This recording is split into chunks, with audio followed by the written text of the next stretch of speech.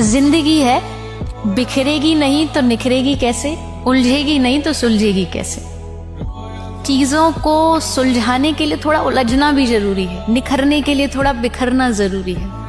और किसी ने बहुत सुंदर बात कही है कि इस दुनिया में उस आदमी को कोई भी गिरा ही नहीं सकता जिसने चलना ही ठोकरों से सीखा।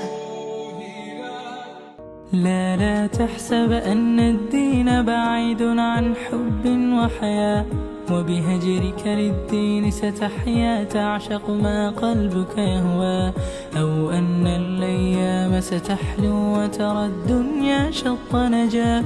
دينك بحر من آمال شط لجميل الأحلام، ليس الدين